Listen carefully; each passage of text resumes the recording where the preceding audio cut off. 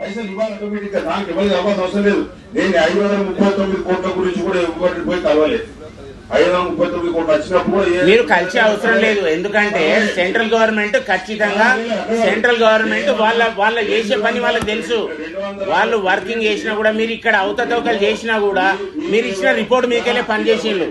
మీరేదో central government ఉపకారం పుచ్చుకున్నట్టుగా మీరు ఇప్పుడే సెంట్రల్ గవర్నమెంట్ బాకల్లా అంటారు, లేదా పార్టీ జాయినింగ్ అని మీరే అంటున్నారు. 269 కోట్ల 50 లక్షలు సెంట్రల్ గవర్నమెంట్ ఇచ్చింది, 269 కోట్ల 50 లక్షలు రాష్ట్ర ప్రభుత్వం ఇచ్చింది. మరి 198 కోట్లు ఇవాళ మీరు ఎందుకు రాలేదు?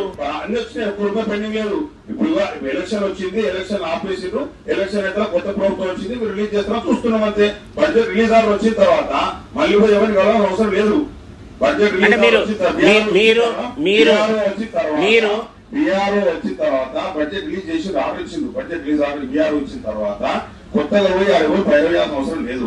రాష్ట్ర ప్రభుత్వం కొత్తగా ఏర్పడ్డది కాబట్టి వాళ్ళు వెసులుబాటు బట్టి ఇస్తారో చూస్తున్నాం అంతే. తప్పితే ఇక్కడ సీఎం అసూరెన్స్ వర్క్స్ జాప్యం జరుగుతున్నాయి. ఇక్కడ ఆ వర్క్ తవ్వి పెట్టిండ్రు. మరి దాని రిపోర్ట్ ఎవరు ఇవ్వాలి అధ్యక్ష? దాని రిపోర్ట్ ఎవరు ఇవ్వాలి? ఇప్పుడు బడ్జెట్ రిలీజ్ వచ్చిన తర్వాత ఎవరు పోయి కలవాల్సిన అవసరం లేదు. అధ్యక్ష, ఇక్కడ జరిగే పనుల గురించి ఇక్కడ బ్యాలెన్స్ ఉన్నది అని చెప్పి మరి పనులు చేసి ఆపిండు. దాని గురించి రిపోర్ట్ ఎవరు ఇవ్వాలి? కాంట్రాక్టర్ ఇక్కడ